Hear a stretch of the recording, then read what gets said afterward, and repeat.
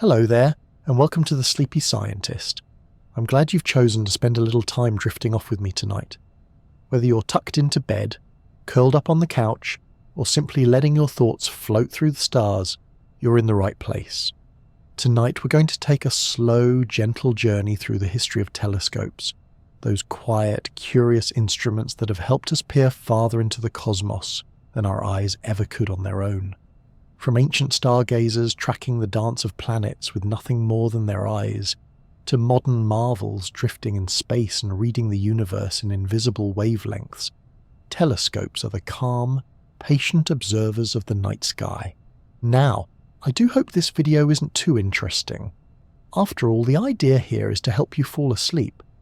But if it happens to keep your brain quietly alert for a little while, just think of it as bonus learning, wrapped in a lullaby of science. Before we begin, if you enjoy these calm and curious explorations, it would mean a lot if you gently tapped that like button and subscribed. It helps more sleepy minds find their way here. I'd also love to know where in the world you're listening from and what time it is by you, whether it's just after sunset or well past midnight. Feel free to let me know in the comments. Now, take a deep breath. Let your body relax. Let your thoughts become soft around the edges. We're about to gaze upward, slowly and quietly, at the tools that let us touch the stars from the comfort of Earth. And just before we begin, a gentle reminder. This video is for relaxation and educational purposes only, and is not intended to provide any medical or sleep-related advice. Long before lenses and glass and mirrors, before telescopes and observatories and radio dishes the size of football fields, there were eyes, just eyes, and a night sky full of questions. For most of human history, people didn't look at the stars to understand physics. They looked up to survive, to tell stories, to track time, and to feel a sense of order in a world that often didn't offer much. Imagine the sky as the original calendar, compass, and movie screen all rolled into one. In the absence of electricity or city lights, the heavens were impossibly vast and brilliantly clear. The stars rose and set with rhythmic precision, and to ancient sky watchers, they seemed to hold secrets too important to ignore. Some of the earliest astronomers weren't cloaked in lab coats or peering through telescopes. They were farmers, priests, builders, and travellers. In what is now England, over 4,000 years ago, humans constructed Stonehenge. Massive stones, hauled and arranged with stunning precision, form alignments that mark the movements of the sun. On the summer solstice, the sunrise cuts directly through the heart of the structure. Was it a calendar? A sacred temple? Maybe both. But it was undeniably a celestial instrument, created without a single lens or line of code. Travel further east to ancient Mesopotamia, in the fertile lands between the Tigris and Euphrates rivers, and you'll find some of the earliest known records of astronomical observations. The Babylonians, as early as 2,000 years before the Common Era, were charting the positions of planets and stars. They kept meticulous records, scrawled in cuneiform on clay tablets, of lunar eclipses, planetary conjunctions, and the movements of Venus. They even developed a lunar calendar and could predict eclipses. No telescope required. Just patience, observation, and a very clear view of the sky. In ancient Egypt, the sky was more than just a tool for tracking time. It was a divine map. The goddess Nut painted across tomb ceilings, arched her body over the earth, and represented the heavens themselves. Egyptian temples were often built in alignment with celestial events. The great temple of Amun at Karnak, for example, aligns with the rising sun during the winter solstice. Light would stream down its main axis, illuminating the inner sanctum in a brief and sacred glow. This was not coincidence. It was cosmic architecture. Astronomy and mythology were woven tightly together in many ancient cultures. For the Mayans of Central America, the sky was a living manuscript of gods and cycles. They tracked Venus with extraordinary accuracy, associating its movements with omens, war, and agriculture. Their calendar systems were so advanced that they could predict solar eclipses and the movements of celestial bodies centuries in advance. One of their most famous achievements, the long count calendar, marked vast cosmic cycles spanning over 5,000 years. The city of Chichen Itza even features a pyramid, the Temple of Kukulkan, designed to cast a serpent-shaped shadow during the spring and autumn equinoxes, a play of light and stone orchestrated by the stars. These early skywatchers weren't guessing. They were observing, recording, calculating. Their understanding wasn't based on modern science, but it was deeply empirical. They noticed when stars rose earlier or later, when the moon changed shape, when constellations crept across the sky from season to season. The patterns were memorized and passed down, folded into stories, rituals and monuments. The heavens became a language, one that required no telescope to read, just a clear sky and a little patience. What's remarkable is how consistent the stars have been through all these millennia. The same constellations that guided Polynesian navigators across the Pacific Ocean guided camel caravans through the Arabian desert and told Norse sailors when to set sail from Scandinavia. Whether you were on a mountain, in a jungle, or on a frozen steppe, the sky was your map. Even the Greeks, though they came later, leaned heavily on the work of these earlier civilizations. Thinkers like Ptolemy and Hipparchus built upon Babylonian star charts to develop models of planetary motion. Hipparchus in particular made one of the earliest known star catalogues and even discovered the precession of the equinoxes, a subtle wobble in Earth's axis that causes the positions of stars to shift, slowly, over time. No high-tech tools, just careful observation over years, even decades. Of course, without magnification, there was a limit to what could be seen. The planets visible to the naked eye, Mercury, Venus, Mars, Jupiter and Saturn, were known and named. But beyond that, the deeper universe remained out of reach. The Milky Way was just a fuzzy band across the sky, its true nature a mystery. Nebulae appeared as faint smudges, if they were noticed at all.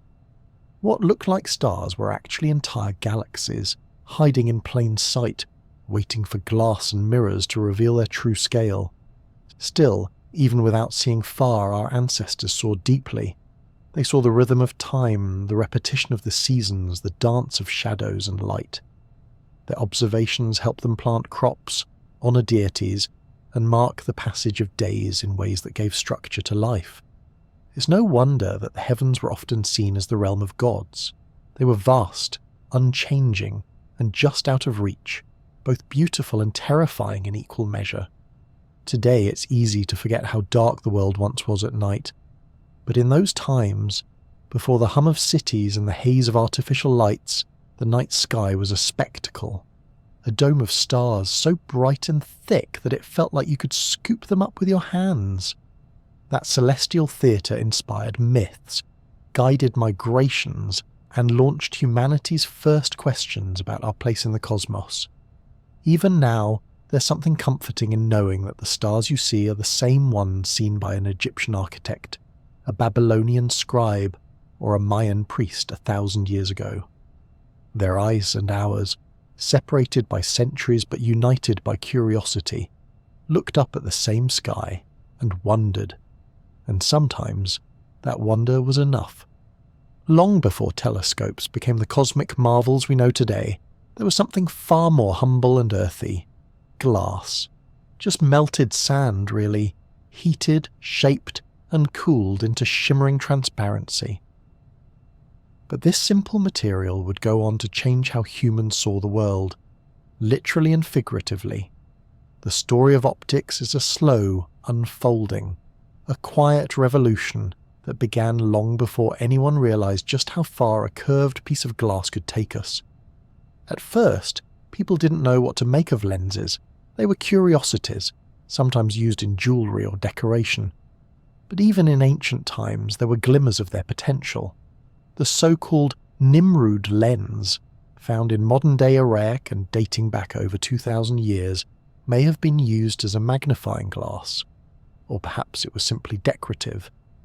Its exact purpose remains unclear, but its very existence hints that humans were beginning to notice that glass could do something unusual with light. It wasn't until the Islamic Golden Age, around the 8th to the 13th century, that optics truly began to take shape as a science. In the bustling libraries and observatories of Baghdad, Cairo and Cordoba, scholars began to explore how light worked. Among them was Ibn al-Haytham, known in the West as Al-Hazan. A thinker of rare brilliance, he wrote a monumental book called the Book of Optics in the 11th century. Al-Hazan didn't just speculate, he experimented. He studied how light travels in straight lines, how it reflects off surfaces, and crucially, how it bends when passing through different materials, a phenomenon known as refraction. He understood that our eyes receive light, rather than sending it out, which might seem obvious now, but was hotly debated at the time. He even conducted early experiments with lenses and camera obscuras, essentially building the foundation for everything that would come after. And all of this was accomplished without modern lab equipment, just keen observation, thoughtful reasoning, and a whole lot of curiosity. As Al-Hazan's ideas spread, they mingled with discoveries from other cultures. The knowledge moved westward into medieval Europe, and slowly found its way into the hands of monks, scholars, and craftsmen. By the 13th century, magnifying glasses were becoming common tools.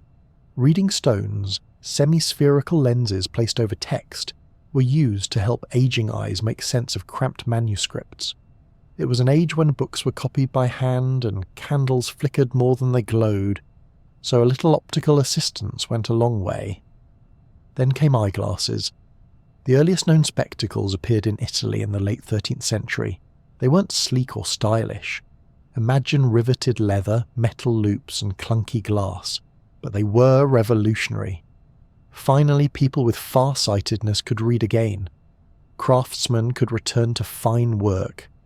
It was a small miracle, one that spread rapidly across Europe. Monasteries, universities, and cities all embraced this new clarity. But despite these advances, lenses were still largely confined to helping people see better up close. No one had quite imagined turning them skyward. That would come later. For now, the growing understanding of how to shape, polish, and combine lenses laid a quiet but essential groundwork. As glass-making techniques improved, especially in Venice and the surrounding regions, so did the quality of lenses. The Venetians, famous for their glassblowing, discovered ways to create clearer, more consistent glass. This mattered a great deal because bubbles and imperfections in the glass could distort light. Smooth, clean lenses meant sharper images, and sharper images opened the door to more precise tools. Meanwhile, the Renaissance was beginning to stir. Human curiosity was bursting at the seams. Artists studied anatomy, engineers sketched machines that flapped and flew, and mathematicians explored the invisible scaffolding beneath nature.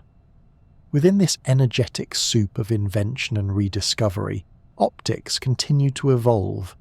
In the late 16th century, spectacle makers in the Netherlands and Italy began tinkering with combinations of lenses. If a single lens could magnify, what might happen if two were used together? What if a convex lens and a concave lens were placed in just the right alignment? Some early attempts produced comically blurry results. Think looking through two fish bowls glued together, but with persistence the image sharpened. These experiments were often driven by curiosity more than scientific rigour. Still, by the very end of the 16th century, there were reports of rudimentary spyglasses being sold at markets. These were modest tools, offering only a few times magnification, but even that was enough to excite the imagination. A faraway tower brought a little closer, a ship on the horizon just a bit clearer. It didn't take long for someone to look beyond the ships and towers and wonder about the stars. Underlying all of this, of course, was the quiet power of refraction. Refraction is what happens when light passes from one medium into another, like from air into glass, and bends in the process. The amount and direction of the bend depend on the shape of the glass and its curvature. A convex lens, thicker in the middle than at the edges, bends light inward and can make objects appear larger. A concave lens, thinner in the centre, spreads light out. Learning to harness and combine these effects took time, patience, and a fair bit of trial and error. But gradually, these optical oddities became tools of transformation.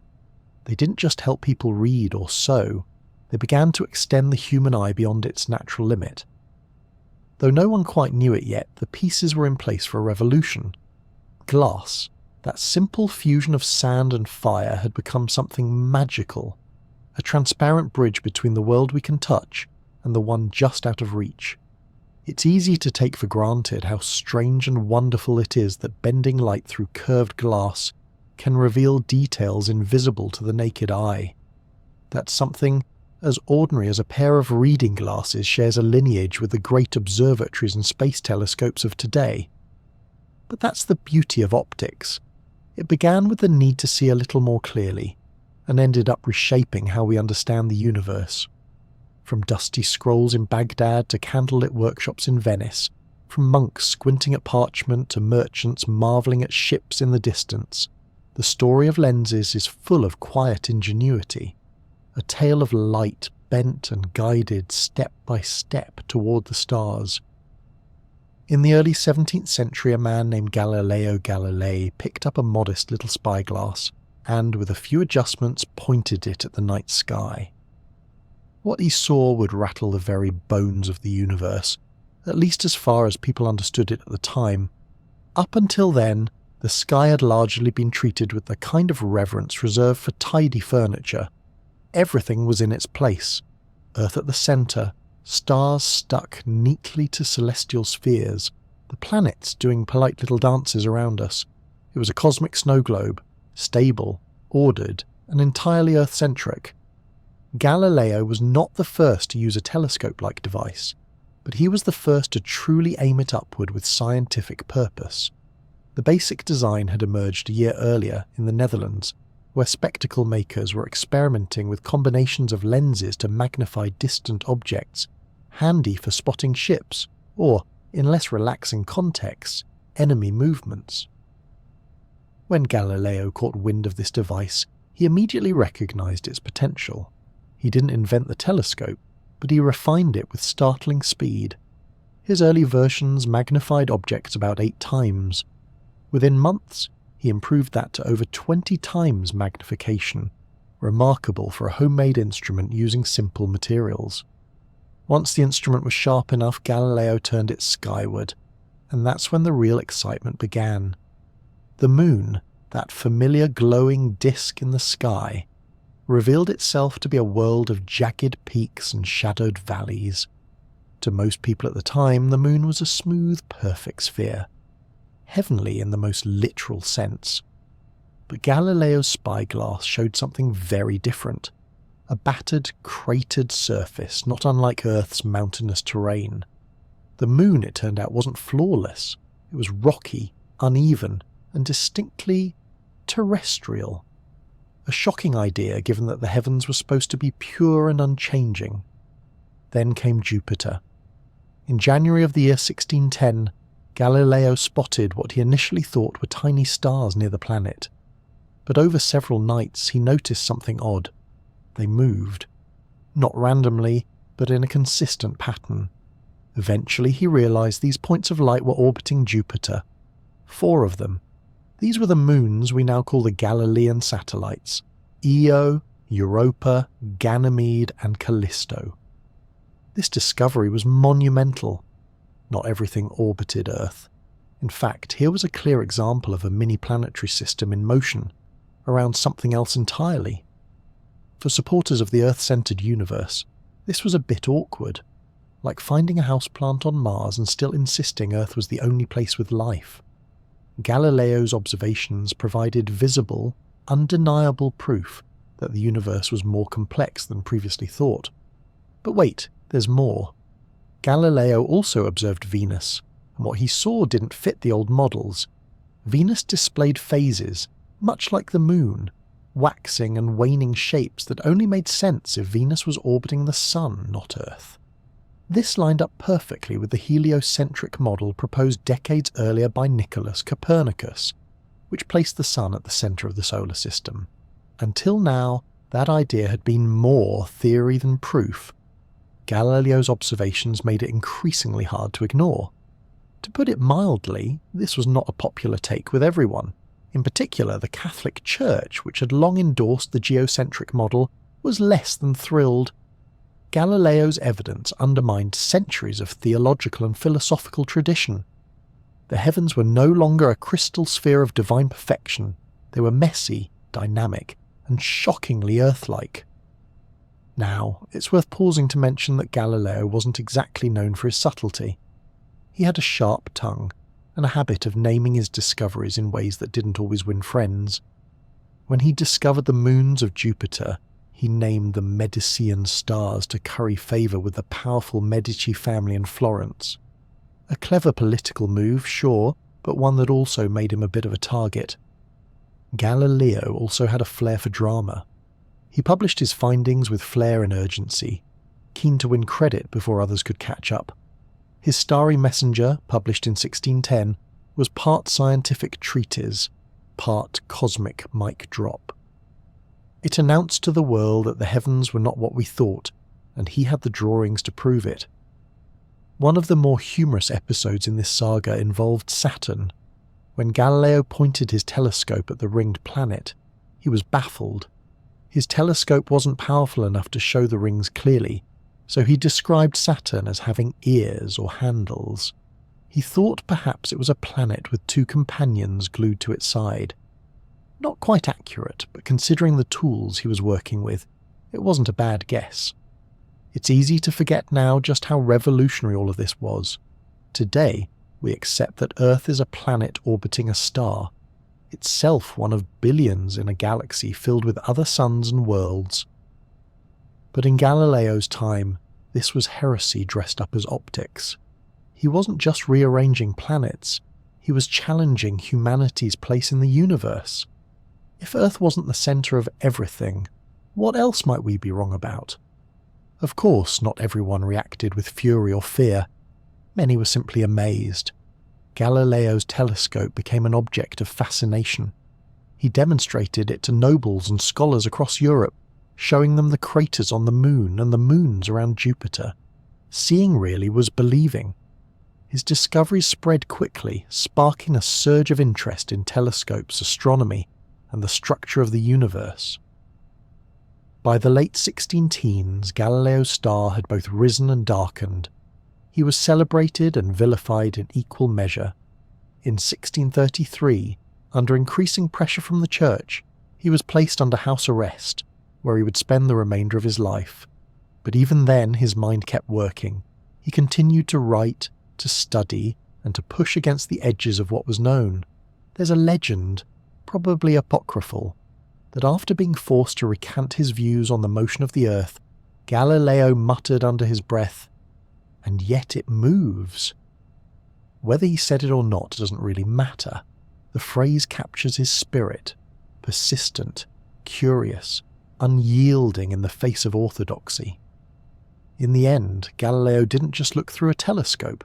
He looked past centuries of assumption and dared to believe what he saw. His spyglass turned the heavens from an unreachable ideal into a landscape full of motion, texture, and surprises. It was the first true astronomical instrument, and in the hands of a stubborn Italian with a flair for mischief, it cracked open the universe. When you hear the name Isaac Newton, your mind might go straight to apples falling from trees and the laws of motion that still govern roller coasters and space stations alike. But Newton wasn't just a theorist in a powdered wig. He was also a problem solver who got his hands dirty with mirrors, metals, and more than a few optical headaches.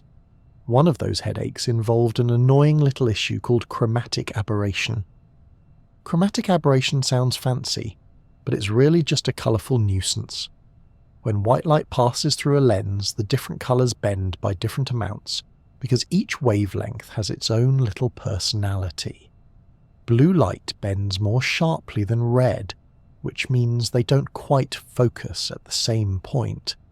The result? blurry, rainbow-edged images that make distant stars look like they've been painted by someone with a leaky watercolour set. This was a real problem for early refracting telescopes. As astronomers tried to make their lenses bigger and more powerful, the chromatic mess only got worse. No matter how precisely they ground the glass, the colours just wouldn't behave.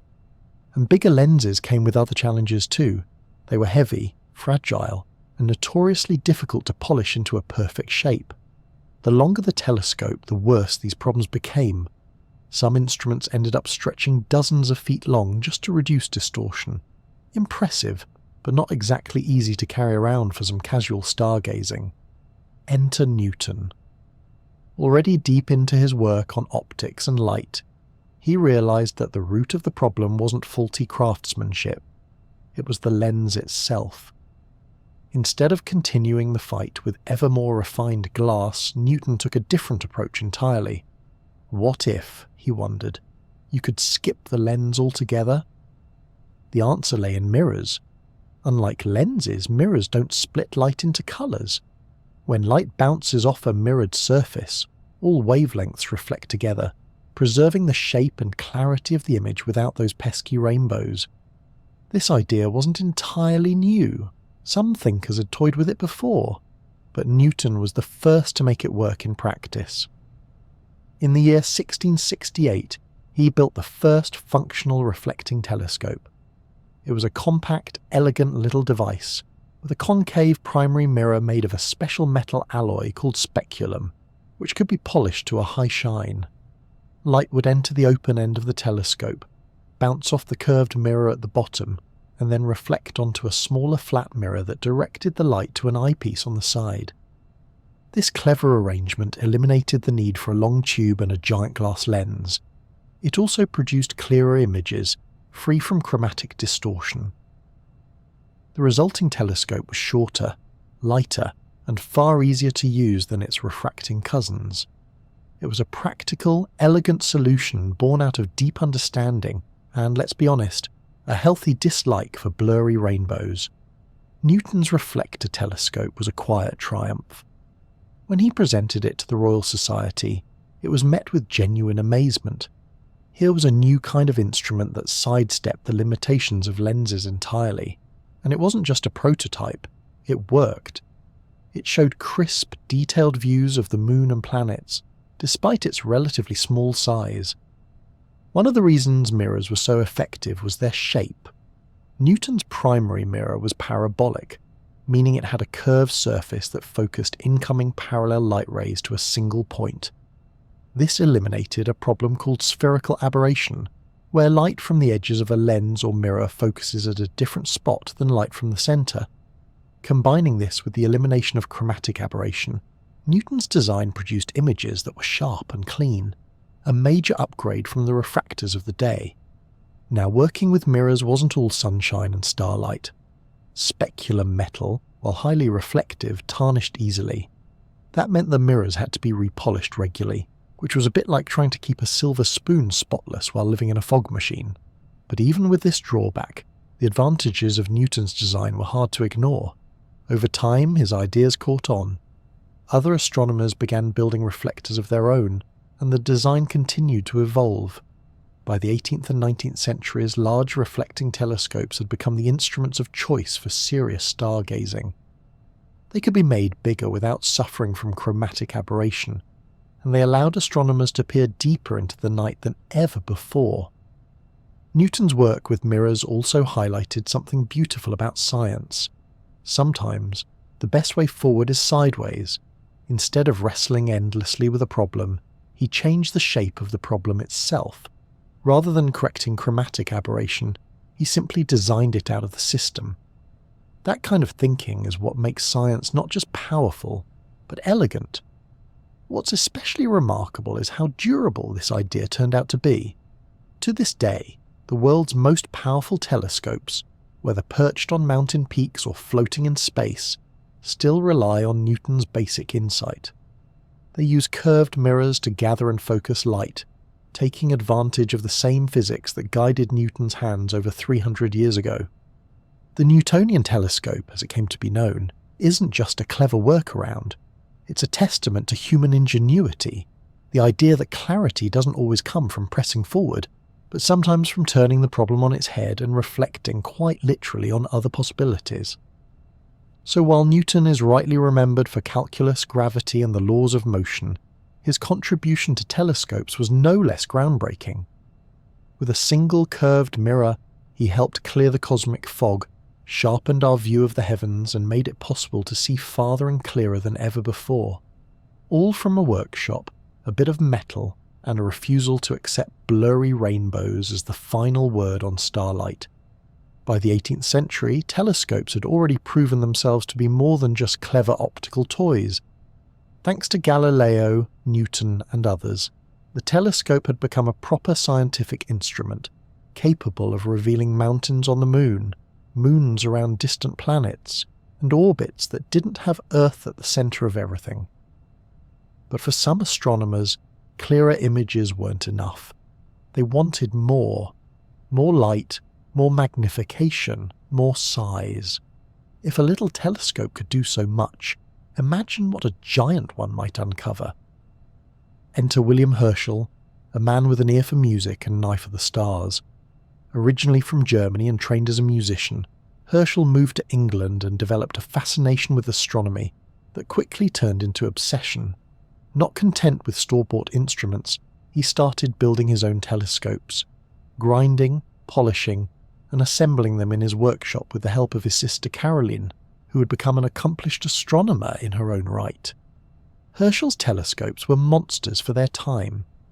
His most famous, completed in 1789, had a primary mirror over 4 feet in diameter and a tube 40 feet long. At the time, it was the largest telescope in the world. It was so big, in fact, that using it required climbing up ladders and navigating a wooden scaffold that looked more like a pirate ship rigging than a scientific tool. But the results were worth the balancing act. With his enormous reflector, Herschel did what few others had dared to do. He surveyed the entire sky, cataloguing thousands of stars, clusters, and nebulae. He discovered Uranus, the first planet found since ancient times, and initially named it Georgium Sidus, or George's Star, in honour of King George III. The name didn't stick, but the discovery certainly did. Suddenly the solar system was bigger than anyone had thought. Herschel also observed faint, fuzzy patches of light that didn't resolve into stars, no matter how large his telescope was. These were nebulae, mysterious cloud-like shapes scattered across the sky. Some looked round and gentle, others elongated or oddly structured. He speculated that they might be collections of stars so distant that they blurred together into misty shapes. It was a radical idea, and one that would only grow more compelling as telescopes continued to expand in size and ambition. Following in Herschel's rather lengthy footsteps, a number of astronomers took up the challenge of building even bigger telescopes. In the early 19th century, Scottish astronomer Thomas James Henderson and others made careful observations of star positions, but for truly mind-bending instruments, the spotlight would soon fall on an Irish aristocrat with a penchant for oversized science. That man was William Parsons, the 3rd Earl of Ross. In the 1840s, he constructed what would become known as the Leviathan of Parsonstown. With a mirror 6 feet across, yes, 6 feet, and a tube nearly 60 feet long, it was the largest telescope the world had ever seen. Even today, it remains one of the most awe-inspiring pieces of astronomical engineering from the pre-industrial age. The Leviathan wasn't just big for show. Its size allowed it to collect much more light than any previous telescope, making faint objects visible for the first time. Through its eye, Ross observed nebulae in stunning detail. One of them, the Whirlpool Nebula in the constellation Canes Venatici, revealed a distinct spiral structure. For the first time, someone had seen the spiralling arms of what we now know to be galaxies. At the time, however, the term galaxy was still mostly reserved for the Milky Way. No one was quite sure what these spiral shapes were. Were they part of our own galaxy, just distant clouds of gas and dust? Or were they entire island universes, self-contained star systems like our own, floating far beyond the Milky Way? This was one of the great astronomical debates of the 19th century, and the answer wouldn't be settled until the following century. But thanks to Ross's enormous telescope, the question could finally be asked with some visual evidence. While the Leviathan was undeniably impressive, it wasn't exactly easy to use. The massive tube was mounted between two stone walls, and moving it was a challenge that involved counterweights, ropes, and a fair bit of muscle. Observations were limited by the telescope's fixed north-south orientation, and the notoriously damp Irish weather didn't always cooperate. Still, when the skies cleared, the Leviathan provided glimpses of cosmic structure that had never been seen before. As the 19th century wore on, astronomers around the world continued building bigger and better telescopes. In America, the refracting telescope saw a resurgence, with massive lenses replacing mirrors in some designs. The Yerkes Observatory, completed in the 1890s, boasted a refractor with a 40-inch lens, the largest ever successfully used in an astronomical telescope. Unlike mirrors, lenses didn't require constant polishing, but they came with their own limitations, including the return of chromatic aberration and the sheer difficulty of supporting such heavy glass without it sagging under its own weight. This era of astronomical arms races was about more than just size. It was about ambition. Every new telescope represented a leap into the unknown, a wager that, if we could just see a little further, we might unravel the universe's secrets, and in many ways that gamble paid off. Star clusters became clearer. Nebulae took shape. The night sky stopped being a simple scatter of lights and began to look like a structure, layered, complex, and filled with vast, faint mysteries. And in the midst of this growth, something else was changing: the role of the astronomer. No longer just an isolated thinker peering through a personal instrument, the astronomer had become part of a larger scientific network. Observatories were established. Star catalogues expanded. Teams of assistants tracked, measured, and recorded. Astronomy was growing up, and the telescope was its tool of choice. The giant glass age was both a literal and metaphorical expansion of our cosmic vision. With each bigger mirror and longer tube, humanity reached a bit further into the night, and while we still didn't know exactly what those spiral shapes were or how far away they stretched, we were starting to ask the right questions. We were beginning to understand that the sky wasn't just a ceiling, it was a doorway. And the bigger the glass, the wider that doorway became. As telescopes got bigger and better, astronomers started running into a frustrating truth. No matter how finely ground your mirrors or how wide your lens is, if you're looking through the bottom few miles of Earth's atmosphere, things are going to get a little blurry. The air above us is always shifting, rippling with temperature changes, filled with moisture and shimmering with turbulence. This makes stars twinkle, which is lovely if you're writing poetry, but less helpful if you're trying to take precise measurements of a galaxy 100 million light-years away. This atmospheric distortion, known more formally as astronomical seeing, is one of the biggest challenges for earthbound telescopes. It's like trying to read a street sign at the bottom of a swimming pool. The light gets through, but it's wavy, jiggly, and sometimes downright mischievous. Add in other obstacles like clouds, humidity, dust, and the ever-creeping glow of artificial lights, and it's clear that placing a telescope just anywhere won't do. Location matters. A lot. That's why, in the 20th century, astronomers started chasing altitude. The higher you go, the less atmosphere you have to peer through. Up there, above the haze and heat of cities and valleys, the air is thinner, drier, and more stable. It's cooler too, which helps sensitive instruments stay calm and collected. And with fewer people around, you're less likely to find yourself fighting off light pollution from street lamps or the sudden glow of a shopping centre. One of the earliest and most ambitious efforts to rise above it all came in the late 19th century with the creation of the Lick Observatory, perched atop Mount Hamilton in California. Completed in the 1880s, it was the first major observatory built on a mountain, nearly 4,000 feet above sea level. Transporting materials to the summit required building a winding road and hauling everything up by horse and wagon. It was a logistical nightmare and a scientific triumph. Once finished, the observatory housed the world's largest refracting telescope at the time, and it offered a clearer view of the stars than almost anywhere else on Earth. That success set the stage for a new era of mountaintop observatories. In the early to mid-20th century, astronomers kept climbing higher, leading to the construction of the Mount Wilson Observatory near Los Angeles. It became the site of groundbreaking work by Edwin Hubble and others, who used its powerful telescopes to measure galaxies and uncover the expansion of the universe. From this perch above the smog and lights of Los Angeles, astronomers quite literally changed our understanding of the cosmos. But even Mount Wilson had its limits. As cities expanded and air quality declined, astronomers looked for even more remote and pristine locations. The next great leap came with the Palomar Observatory, also in California, completed in the 1940s.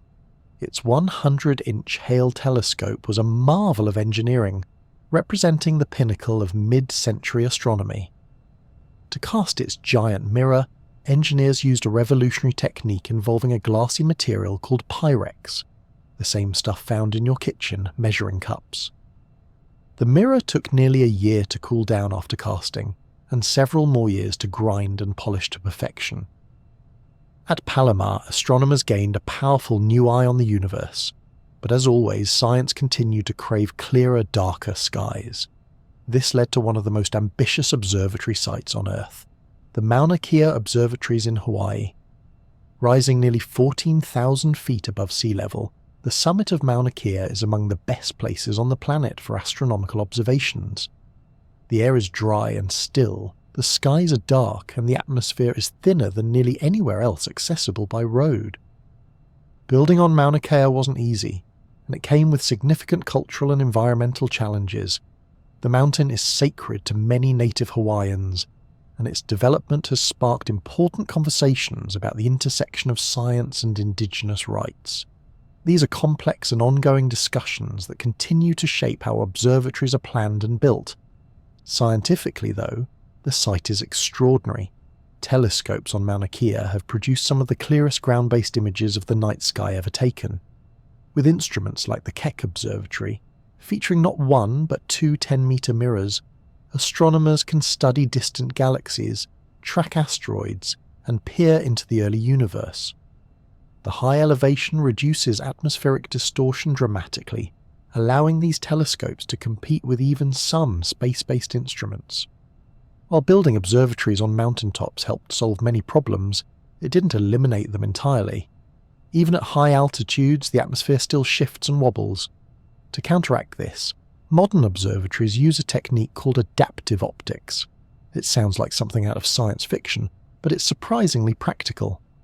Lasers are fired into the sky to create artificial guide stars, and mirrors inside the telescope flex and adjust in real time, sometimes hundreds of times per second, to cancel out the blurring effects of the atmosphere. The result? Images so crisp you'd swear they were taken from orbit. Another growing concern for ground-based astronomy is light pollution. As cities expand and LED lighting becomes more widespread, it's getting harder and harder to find dark skies. Even a small amount of sky glow can drown out faint stars and galaxies. This has led to new efforts to preserve dark sky areas and rethink how we light our streets and buildings at night. Some observatories have even worked with local governments to implement lighting ordinances that protect the night sky. Despite these challenges, the pursuit of perfect clarity continues. Observatories are now being built in places like the Chilean Andes, where the Atacama Desert provides some of the driest, clearest air on Earth. And future observatories will push even further, using new materials, larger mirrors, and increasingly sophisticated software to capture the cosmos in ever greater detail. In the end, every observatory is a monument to human patience and ingenuity. These mountaintop sentinels remind us that even when the world below is noisy and chaotic, there are quiet places above where the stars still speak clearly. If we're willing to climb high enough, build carefully and listen. In the world of astronomy, clarity is everything. For centuries we've tried to get clearer views of the universe by building bigger telescopes, polishing better mirrors, and climbing higher up mountains. But no matter how high you go, there's still one persistent problem: Earth's atmosphere. It's great for breathing, not so great for stargazing. The atmosphere blurs and bends starlight, distorting the view like a wobbly window pane. Even the best ground-based telescopes perched on remote mountaintops still have to peer through a swirling, shimmering cocktail of air. Astronomers had long dreamed of a solution: take the telescope above it all into space, where there's no air to interfere, no clouds to obscure, and no city lights to wash out the stars. It sounded like science fiction for decades. Then came the Hubble Space Telescope. Launched in April of 1990 aboard the Space Shuttle Discovery, Hubble was one of the most ambitious scientific instruments ever conceived. It was a collaboration between NASA and the European Space Agency, and it had taken years to design, build and test. Its mirror was just over 7 feet wide, small by ground-based telescope standards, but its location made it unbeatable. Orbiting about 340 miles above Earth, Hubble had an unobstructed view of the universe. No atmosphere, no twinkle, just pure, clean starlight. Expectations were sky high. Hubble was supposed to revolutionize astronomy, to show us the cosmos in unprecedented detail.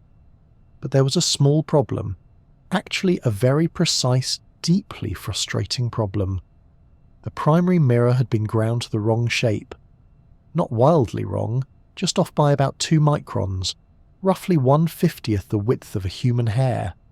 But in the world of optics, that was enough to blur images and turn Hubble's debut into a public embarrassment. The headlines were brutal. A billion-dollar telescope with blurry vision wasn't what anyone had in mind. Some called it the Hubble Flubble. Late-night hosts had a field day. But behind the scenes, NASA scientists and engineers got to work. Fortunately, the flaw was well understood and, better yet, fixable. The solution came in the form of a corrective instrument called CoStar, a set of tiny mirrors designed to counteract the imperfection, like a pair of glasses for a nearsighted telescope. In December of 1993, astronauts aboard the Space Shuttle Endeavour performed a daring spacewalk to install the fix. It was like eye surgery, but floating in orbit, wearing a spacesuit, and with the whole world watching. The repair was a success. Hubble's vision snapped into focus, and just like that, the universe opened its front door. The images that followed were nothing short of breathtaking. Nebulae blossomed in vivid colour. Distant galaxies resolved into spirals and clusters. Supernova remnants glowed like cosmic fireworks. But the real turning point came with a quiet experiment, a bit of astronomical patience known as the Hubble Deep Field. In 1995, astronomers pointed Hubble at a seemingly empty patch of sky. It was a tiny spot about the size of a grain of sand held at arm's length, located in the constellation Ursa Major. For 10 days, Hubble stared at this blank region, collecting every photon it could. The result? Nearly 3,000 galaxies appeared in that tiny frame. Not stars, galaxies, each one home to billions of stars. The universe, it turned out, was more crowded than anyone had imagined. The Hubble Deep Field changed everything. It gave astronomers a glimpse into the early universe, revealing galaxies that formed when the cosmos was just a fraction of its current age. It also gave the public a sense of just how vast and rich the universe really is. That tiny sliver of sky, which once seemed empty, held multitudes. It was humbling, exhilarating, and a little dizzying. Since then, Hubble has continued to deliver jaw-dropping discoveries. It helped measure the rate at which the universe is expanding, a number known as the Hubble constant. It spotted evidence of black holes at the centres of galaxies. It studied the atmospheres of exoplanets and captured dramatic views of colliding galaxies. It even took portraits of the outer planets in our own solar system, reminding us that beauty isn't reserved for distant corners of space. One of Hubble's great strengths is its versatility. It observes invisible, ultraviolet and near-infrared light, giving astronomers a broad toolkit for exploring different kinds of cosmic phenomena. It's been used by thousands of researchers around the world, often through a competitive process to win precious telescope time. The result is a telescope that's not just a single project, but a platform for decades of discovery. Part of what makes Hubble so beloved, even outside the scientific community, is its ability to capture the imagination. Its images are stunning, not just because they're scientifically valuable, but because they're beautiful. Pillars of gas reaching like fingers through space, galaxies tangled in a slow-motion gravitational dance, the delicate filigree of a star's final breath. These aren't just data, they're cosmic artwork. Hubble's longevity has been another surprise. Originally planned for a 15-year mission, it has now been in orbit for over 3 decades. Thanks to multiple servicing missions by astronauts, it's had new instruments installed, old parts replaced, and its capabilities upgraded far beyond what was initially imagined. In many ways, Hubble has aged more like a classic violin than a piece of tech, growing more valuable with time. Eventually, of course, Hubble will be retired. It's slowly drifting toward the end of its operational life, and there won't be any more shuttle missions to repair it. But its legacy is secure. Hubble proved that space-based telescopes are not just viable, they're transformative. By rising above the atmosphere, it gave us the clearest views we'd ever had, and showed us that what once seemed empty sky is filled with light, history, and wonder. It also proved something more subtle but just as important, that patience, precision, and the courage to fix mistakes can lead to greatness. Hubble stumbled, got back up, and then helped redefine how we see our universe. Not bad for a telescope with glasses. Not all telescopes see. Some of them listen. They don't use mirrors or lenses, and they're not interested in starlight. Instead, they tune in to the universe's quiet hum, the low-frequency whispers of radio waves that fill the cosmos like a deep and ancient background song. This is the world of radio astronomy, where the night sky isn't just something to look at, but something to hear. The story of radio telescopes begins not with an astronomer, but with an engineer. In the 1930s, a man named Karl Jansky was working for Bell Telephone Laboratories, trying to track down sources of static that were interfering with transatlantic radio calls. He built a rotating antenna, what he called a merry-go-round, and began recording signals from different directions in the sky. Most of what he picked up was terrestrial, thunderstorms, nearby electronics, that sort of thing. But then he discovered a faint hiss that returned every 23 hours and 56 minutes, the length of a sidereal day, the time it takes for the Earth to rotate once relative to the stars. This mysterious signal was coming from the centre of the Milky Way. Jansky had, quite accidentally, detected radio waves from space. At the time, few people in the astronomy world quite knew what to make of it. Jansky wasn't an astronomer, and radio technology was still in its early stages. But one man who took it seriously was Grota Robert, an amateur radio operator with a big backyard and even bigger ambition. In 1937, he built the world's first true radio telescope, a parabolic metal dish about 30 feet wide, and began systematically surveying the sky. Reber's work helped confirm that the universe was indeed broadcasting in radio. It wasn't loud, but it was there, and just like that, a new branch of astronomy was born, not by gazing upward, but by tuning in. Unlike visible light, which can be blocked by clouds, dust, and atmosphere, radio waves slip through most of these obstacles with ease. They come from some of the most energetic and exotic phenomena in the universe. Pulsars, quasars, black holes, and even the afterglow of the Big Bang itself. These signals often go unnoticed by optical telescopes, which is why radio astronomy has opened entirely new windows into the cosmos. One of the most iconic instruments in this field was the Arecibo Observatory in Puerto Rico. Built in the early 1960s, its massive dish was 1,000 feet wide and nestled into a natural limestone sinkhole. Arecibo wasn't just large, it was enormous, a giant ear pressed to the sky. Suspended above the dish was a complex receiver system that could detect faint signals from across the galaxy and beyond. Arecibo made headlines throughout its life. It helped discover the first known binary pulsar, providing evidence for gravitational waves long before they were directly detected. It studied asteroids, mapped the surfaces of planets, and even beamed a message to a distant star cluster in an attempt to say hello to any potential cosmic neighbours. That message, transmitted in 1974, included information about humanity, DNA, and our solar system. A sort of interstellar greeting card, hopeful and a little bit lonely. Sadly, Arecibo suffered structural damage and collapsed in 2020, bringing an end to its long and productive career. But its legacy lives on, not just in data but in inspiration. For many people, Arecibo wasn't just a telescope, it was a symbol of human curiosity on a grand scale. Another powerhouse in radio astronomy is the Very Large Array, or VLA, located in the New Mexico desert. Despite the understated name, the VLA is anything but ordinary. It consists of 27 individual dishes, each 82 feet wide, arranged in a giant Y shape across the plains. What makes it special is how these dishes work together.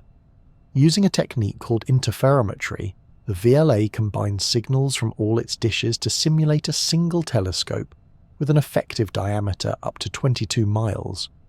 This dramatically increases resolution, allowing astronomers to see fine details in distant galaxies, supernova remnants, and mysterious radio sources. The VLA helped identify the structure of distant quasars, quasi-stellar radio sources that shine with the energy of 1 trillion suns, and are powered by supermassive black holes at the centres of galaxies. It has traced the jets of particles shooting from these black holes, revealing dynamics invisible to the eye but blazing in the radio spectrum. And it's not just about looking outward. Radio telescopes are also used to study our own cosmic neighbourhood. They track solar activity, map neutral hydrogen clouds drifting through space, and even assist with spacecraft navigation. Their ability to detect invisible phenomena makes them essential tools in the astronomer's kit. Then there's SETI, the search for extraterrestrial intelligence. For decades, radio telescopes have scanned the sky for signals that might not be natural. The idea is simple. If an advanced civilization is broadcasting, we might be able to pick up their call. It's a quiet kind of listening, one that requires patience, open-mindedness, and a lot of hope. So far, no confirmed signals have been found, but the search continues. The famous WOW signal detected in 1977 remains one of the most tantalizing mysteries. It was a sudden, strong, narrow-band radio signal that stood out from the cosmic background, lasting 72 seconds before vanishing without a trace. Was it a cosmic coincidence, an earthly glitch, or something more? No one knows. But for a moment the universe seemed to whisper something unexpected. Radio astronomy teaches us that the cosmos is not just a silent film, it's a symphony. There are frequencies all around us, filled with information that our eyes can't see. Galaxies murmur, black holes growl, and the universe itself hums with a faint microwave echo left over from its explosive birth nearly 14 billion years ago. And all of this is happening right now, all around us, day and night. While we go about our lives, making coffee, walking dogs, and brushing teeth, the universe keeps talking. We just needed the right instruments to hear it. With every new radio dish and every tuned frequency, we uncover a deeper harmony beneath the stars, a language of light beyond light, sound beyond sound. A conversation that began long before we were here, and one that, with a little luck and a lot of listening, we just might be able to join. The universe glows even in the dark, not with visible starlight or brilliant bursts of gamma rays, but with a gentler, quieter warmth, the faint glow of infrared radiation. It's the kind of light you can't see, but you can feel. If you've ever held your hand near a campfire or stood in the sunlight with your eyes closed, you've experienced it. Infrared is the language of warmth, and in astronomy, it tells us stories that visible light keeps hidden. Infrared light lies just beyond the red end of the visible spectrum. It has longer wavelengths than the light our eyes can detect, which means it can slip through things that visible light cannot, like dust, gas, and clouds. This makes it incredibly useful for studying parts of the universe that would otherwise remain cloaked and mysterious. One of the biggest challenges in observing the cosmos is that a lot of the interesting stuff happens in dusty places. When stars are born, they form inside thick clouds of gas and dust, which block visible light. Trying to observe a newborn star in visible light is like trying to spot a candle through a thick fog, but infrared light, that gets through. It pierces the clouds and reveals what's going on inside. Infrared telescopes allow astronomers to witness the formation of stars and planetary systems, the slow collapse of gas clouds, and the swirling disks of matter that may one day become solar systems. It's a view of the universe's private life, the quiet moments before the stars come out to shine. But there's a catch. Observing in the infrared isn't easy. Anything warm gives off infrared radiation, not just stars and galaxies, but also the telescope itself. A telescope at room temperature glows in infrared like a radiator in the dark. So to see the faint warmth of distant galaxies or cool planets, you need to chill your telescope, often to just a few degrees above absolute zero. It's like asking your telescope to sit perfectly still in an ice bath while listening for whispers from across the universe. That's where the Spitzer Space Telescope came in.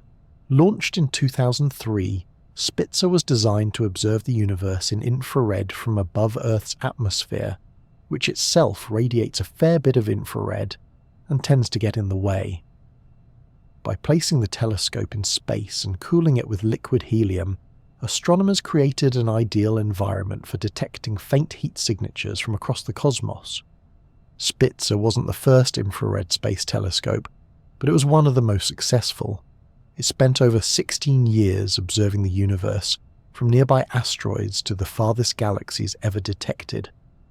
It looked at the dusty disks around young stars, the cool glow of brown dwarfs, objects too massive to be planets but too small to ignite as stars, and even helped identify some of the first known exoplanets by studying the heat they gave off. One of Spitzer's most powerful contributions was in the study of star formation. In visible light, star-forming regions can look like black voids, blank spots in the sky where light simply doesn't get through. But through Spitzer's infrared eyes, those same regions are revealed as bustling nurseries, full of young stars in the earlier stages of life. It's like turning on a thermal camera in a dark room and seeing everything suddenly come alive. Spitzer also helped refine our understanding of galaxies. Many galaxies, especially the ones forming stars rapidly, are enshrouded in dust.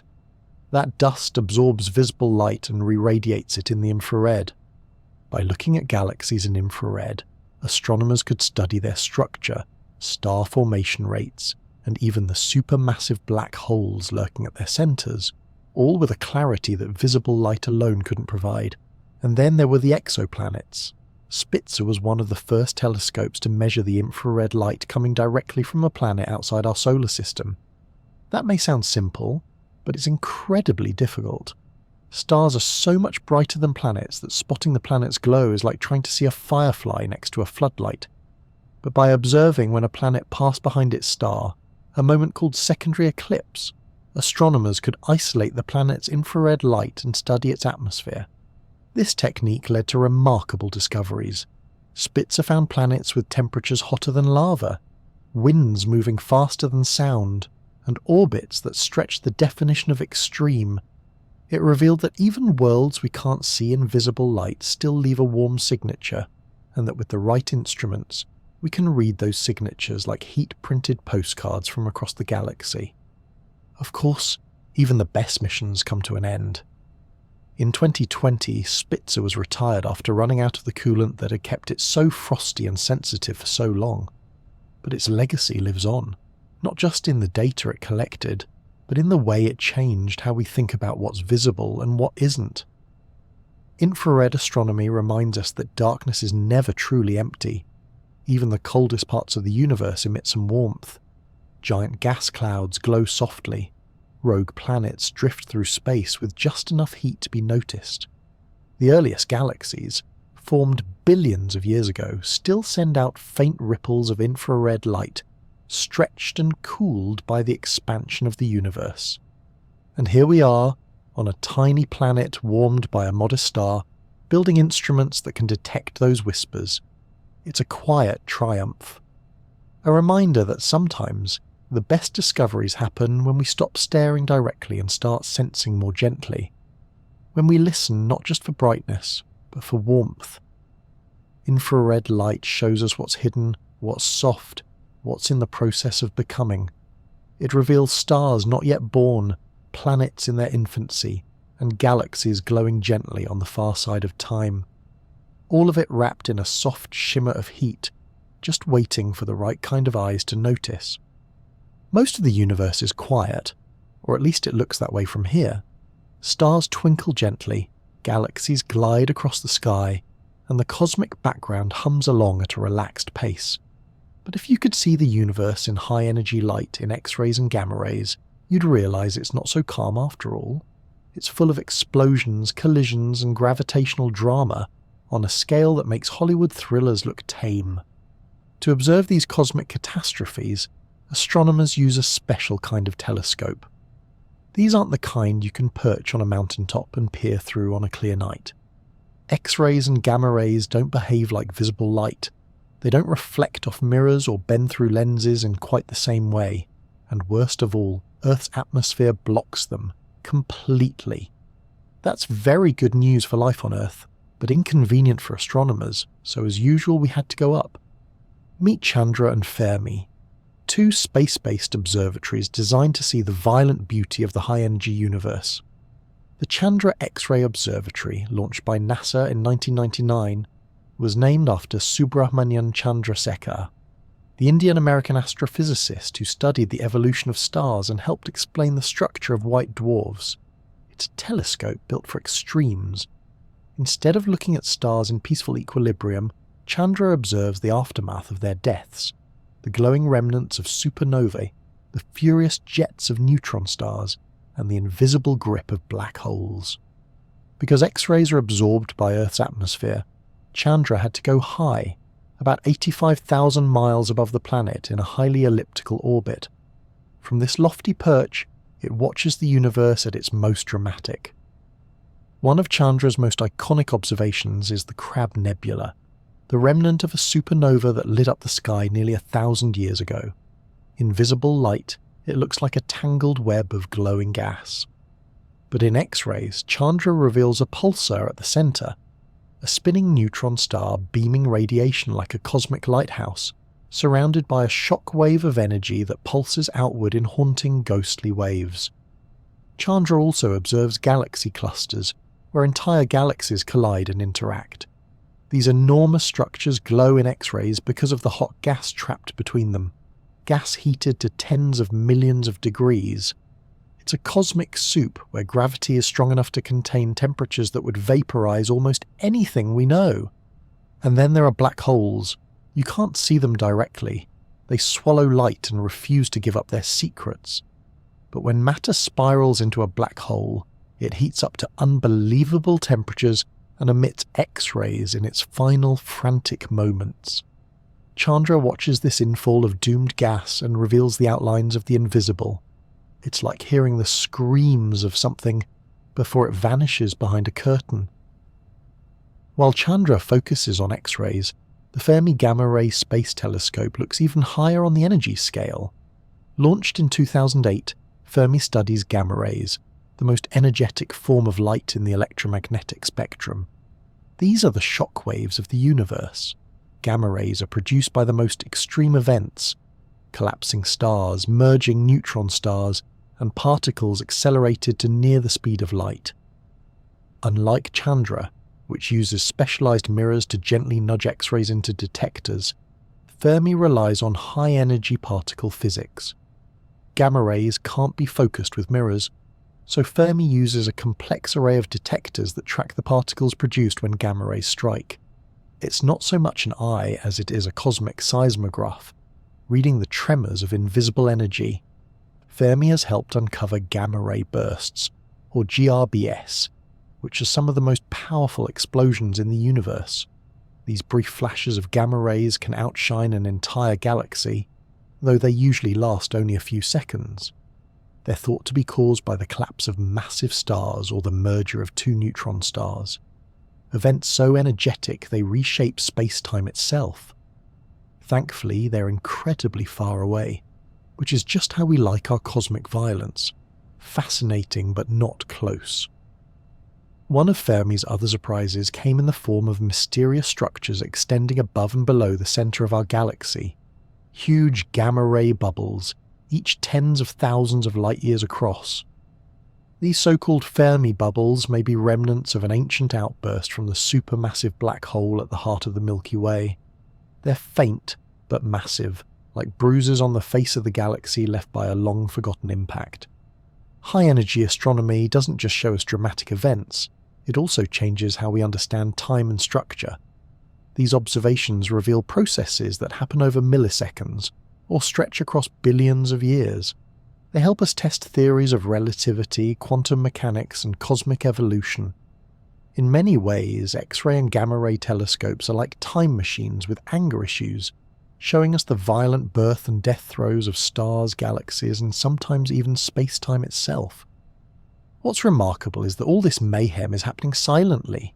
In space, there's no air, no wind, no sound.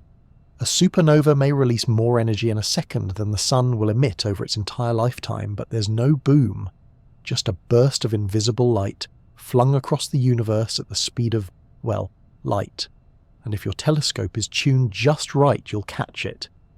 These instruments also remind us that the universe is complex. It's not just what we see with our eyes or through optical telescopes. There are layers of reality, some hot, some cold, some quiet, some explosively loud if space had sound, all stacked on top of each other like a cosmic sandwich. If you only look in one wavelength, you miss most of the story. X-ray and gamma-ray observatories let us peek at the raw, unfiltered side of the cosmos, the version where stars die violently, where black holes feast, and where galaxies collide like slow-motion fireworks. And yet, even in all that chaos, there's structure, beauty even, patterns in the wreckage, harmony in the destruction. It's easy to think of space as peaceful, but part of its majesty comes from the contrast. Somewhere out there, in the cold and quiet darkness, a star just exploded. A neutron star spun fast enough to tear itself into an X-ray beacon. A black hole tugged at space and light with invisible fingers. And above Earth, Chandra and Fermi are listening, watching, turning those distant, dangerous events into stories we can read. Violent, yes, but beautiful all the same. If telescopes were superheroes, the James Webb Space Telescope would be the one with the glittering cape, the golden shield, and the ability to see through time itself. It's not just another telescope. It's a marvel of engineering and ambition, decades in the making, and it's taking us further into the universe's past than we've ever gone before. And it does all this while floating in the quiet cold of deep space, wrapped in high-tech foil and golden hexagons that look like something out of a futuristic dream.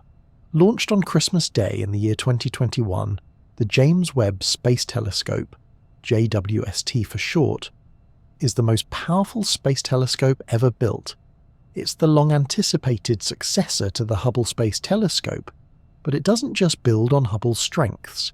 It shifts the entire focus, literally, by specializing in infrared light. That means it can see things that are too faint, too cold, or too far away for even Hubble to catch. Why infrared? Because the universe is expanding. As galaxies race away from us, the light they emit is stretched, like the lowering pitch of a siren as it passes. This stretching shifts the light into longer wavelengths, eventually into the infrared part of the spectrum. The farther away a galaxy is, the more its light is shifted. If we want to see the earliest galaxies, the ones that formed just a few 100 million years after the Big Bang, we need to see in infrared. and JWST is built to do exactly that. But seeing this deeply into the past requires more than just a good camera. It requires an observatory unlike anything we've ever sent into space. Let's start with the mirror. Unlike Hubble's single glass mirror, JWST's primary mirror is made up of 18 hexagonal segments, coated in a thin layer of gold. Gold is excellent at reflecting infrared light, and the segmented design allows for a mirror over 21 feet wide, about 3 times larger than Hubble's. The bigger the mirror, the more light you can collect, and more light means seeing fainter, more distant objects. The mirror is so large it couldn't fit inside any existing rocket, so it had to be folded like a giant piece of scientific origami. Once in space, it slowly unfolded over several nerve-wracking weeks, a process with hundreds of potential failure points. Engineers around the world held their breath as one motor after another clicked into place, each step critical to the telescope's success. It was quite literally a game of cosmic Jenga in zero gravity. And then there's the sunshield. If JWST had a personality, the sunshield would be its anxious but utterly necessary sidekick. The telescope has to stay extremely cold, just a few dozen degrees above absolute zero, so it doesn't emit its own infrared light and swamp the signals it's trying to detect. The sunshield is about the size of a tennis court and is made of 5 ultra-thin layers of heat-resistant material, each one thinner than a human hair. It blocks heat from the sun, Earth, and Moon, keeping the telescope shaded and chilled. Positioned at a special spot in space called Lagrange Point 2, about 1 million miles from Earth, JWST orbits the Sun along with us, always staying aligned behind the Earth and its own protective sunshield. This remote location is key to keeping it cold and stable, but it also means it's far beyond the reach of repair missions. Unlike Hubble, which astronauts could service from the space shuttle, JWST had to work perfectly the first time, no pressure. Fortunately, everything unfolded just as planned, and soon JWST began sending back its first images, and what images they were. One of the first, known as Webb's first deep field, showed a galaxy cluster called SMACS 0723. The image revealed thousands of galaxies, many of them stretched into delicate arcs by the gravitational lensing effect of the cluster's mass. Some of the galaxies are so distant that their light began its journey over 13 billion years ago, before Earth even existed. The level of detail is breathtaking. Stars with diffraction spikes, galaxies so small and faint they look like smudges on a cosmic canvas, structures and shapes we've never seen before. And it's not just pretty pictures. Every image carries scientific data, revealing chemical compositions, temperatures, and motions. We're not just looking at galaxies, we're learning how they formed, how they grew, and what kinds of elements they contain. JWST has also turned its gaze closer to home, studying exoplanets with a level of precision that's never been possible before. By analysing starlight that passes through a planet's atmosphere, scientists can detect the presence of specific molecules like water vapour, methane, or carbon dioxide. These measurements are key to understanding the atmospheres of distant worlds and even searching for potential signs of life. The telescope has examined the TRAPPIST-1 system, a collection of rocky exoplanets orbiting a cool red dwarf star just 40 light-years away. Some of these planets are in the so-called habitable zone, where temperatures might allow liquid water to exist. With JWST, astronomers are beginning to look not just at the existence of planets, but at their actual weather and climate. What makes all of this even more extraordinary is the thought that we're seeing things as they were billions of years ago. When JWST looks at a distant galaxy, it's not seeing the galaxy as it is today. It's seeing light that left that galaxy when the universe was still in its infancy. It's a kind of time travel, not through wormholes or science fiction, but through pure patience and technology. There's a quiet wonder in knowing that some of the galaxies JWST observes may no longer even exist. Their light has travelled for so long that entire stars may have burned out while it was on the way. And yet, here it is, reaching us now, caught on a golden mirror floating in deep space. JWST reminds us that clarity and perspective often come from distance. By looking outward, we learn about the earlier structures, the formation of stars and planets, and perhaps even the conditions for life elsewhere. All of it powered by a telescope so precise, so sensitive, and so elegantly designed that it operates as a kind of interstellar whisper catcher. With every observation, JWST deepens our understanding of the cosmos and our place within it. It's a gentle but astonishing reminder that the universe is not just vast but beautifully connected, and that even in the cold silence of space there are stories waiting to be seen. All it takes is a little golden mirror, a tennis court-sized sun hat, and the courage to look far, far back into the beginning of everything. For centuries, Earth's atmosphere has been both a blessing and a bit of a bother. On the one hand, it keeps us alive, protects us from radiation, and makes for some truly spectacular sunsets. On the other hand, it turns starlight into a jittery mess. Even the clearest skies are filled with tiny ripples of air, each one bending light in unpredictable ways. That's why stars twinkle. It's romantic, sure, but from a telescope's perspective, it's a constant nuisance. And yet, despite this wobbly optical filter wrapped around our planet, astronomers haven't given up. In fact, they've been getting clever, very clever, about how to see clearly from down here on the ground. They've developed tools and techniques that not only fight back against the atmosphere's blurring effects, but in some cases outperform even space telescopes. Two of the biggest breakthroughs in this battle are adaptive optics and interferometry, and they're turning earthbound observatories into giants. Let's start with adaptive optics. It sounds like something out of a spy thriller, but it's really a high-tech way of sharpening the view.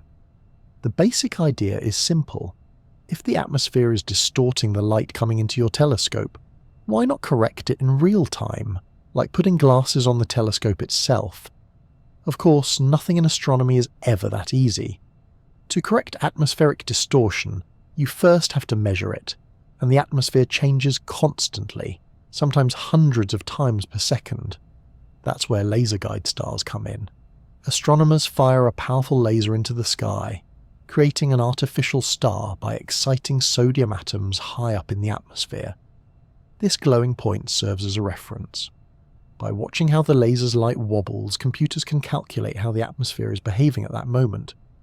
Then, using this information, the telescope adjusts a small, flexible mirror, called deformable mirror, many times per second, subtly changing its shape to cancel out the distortions. It's a bit like adjusting a funhouse mirror back into a normal one while the funhouse is still moving. The result? Sharper, clearer images that bring out fine details once hidden in the blur. Thanks to adaptive optics, ground-based telescopes can now rival or even surpass the clarity of space-based ones, at least in certain conditions.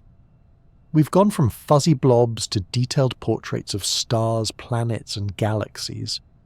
And we've done it from observatories here on Earth, without having to launch a single mirror into orbit. But astronomers didn't stop there. If one telescope can produce a good image, what could several working together accomplish? That's the principle behind interferometry, a technique where multiple telescopes are linked together to function as if they were one giant telescope, with a diameter equal to the distance between them. Imagine two telescopes placed far apart. Each one collects light from the same star, but because they're in different locations, the light waves arrive at slightly different times. By carefully measuring these tiny differences and combining the data, astronomers can reconstruct an image with far greater resolution than either telescope could achieve alone. The wider the separation, the finer the details you can see, like turning a pair of binoculars into a planet-sized camera. One of the best-known examples of this is the Very Large Telescope Interferometer, or VLTI, located at the Paranal Observatory in Chile. It uses a group of 4 large telescopes, plus several smaller ones, arranged across a high desert plateau. When working together, they can achieve the resolution of a telescope over 400 feet wide, though they still collect light like individual telescopes. It's a bit like painting a portrait with a tiny brush, but with incredible precision. These techniques have been used to observe stars orbiting the supermassive black hole at the centre of our galaxy, to measure the surfaces of distant stars, and to detect the motion of exoplanets around other suns. They're not easy to pull off. The timing and alignment must be incredibly precise, but the payoff is enormous. We're not just seeing light from space anymore, we're decoding it with surgical accuracy. And then there are the giants to come, telescopes that are so large, so complex that they almost sound like science fiction, but they're very real, and construction is already underway. The Extremely Large Telescope, or ELT, being built in Chile by the European Southern Observatory, will have a primary mirror nearly 130 feet across, made of almost 800 individual segments. It will be the largest optical and near-infrared telescope in the world when completed. With adaptive optics built in from the start, the ELT will be able to peer into the atmospheres of exoplanets, study the first galaxies, and test the limits of fundamental physics. Meanwhile, the 30-meter telescope, or TMT, is another upcoming heavyweight. Planned for the summit of Mauna Kea in Hawaii, though its location remains under debate, it will feature a 98-foot wide mirror and an arsenal of adaptive and interferometric technology. Its design is focused on flexibility, allowing it to tackle a wide range of astronomical questions, from the composition of comets to the large-scale structure of the universe. What makes these telescopes so exciting is not just their size, but their precision. Every piece has to work in harmony, every mirror segment aligned just so, every instrument cooled, calibrated and ready. There are as much feats of engineering as they are scientific instruments, machines built to ask the biggest questions in the universe, one photon at a time. It's a poetic kind of progress. For thousands of years we watched the sky with nothing but our eyes. Then came lenses, mirrors, mountaintops, and eventually spacecraft. But even now, we haven't given up on seeing the stars from here on Earth. We just got smarter about it. With adaptive optics, laser guide stars, and interferometric arrays, astronomers have turned a turbulent atmosphere from a barrier into a puzzle, one that, when solved, reveals a view so sharp it almost seems unreal. And as the new generation of earthbound giants rises, it's clear we're not done yet. We're building telescopes that don't just reach higher, but think faster. They adapt, correct, and combine, all to bring the cosmos into focus. The stars may twinkle, but our vision of the universe is getting steadier, sharper, and more astonishing with every new idea we bolt to the ground and point at the sky. Not all telescopes live on mountaintops or float serenely through the vacuum of space. Some of them live right here among us, in backyards, on balconies, in gardens, or even peeking out from homemade sheds tucked behind garages. These telescopes may not be as large or as powerful as their professional cousins, but they come with something equally important: passion. Amateur astronomy is one of the few sciences where someone with a bit of curiosity, a clear night, and a small telescope can still make meaningful discoveries. The phrase amateur astronomer might sound like someone just dabbling in the stars, but in reality, many of these observers are extraordinarily skilled. They might not have university degrees in astrophysics, but they've got patience, dedication, and hours logged under dark skies. They know the constellations by heart, can recognize the dim glow of a galaxy with a quick glance, and have favourite craters on the moon. There's something timeless about backyard stargazing. It connects us to a human tradition older than writing. Long before anyone knew what a galaxy was, people were charting the sky, watching for meteors, and noticing when a new star appeared that hadn't been there the night before. That tradition continues today, with thousands of amateur astronomers scanning the heavens with telescopes that fit in the trunk of a car or sit snugly on a patio.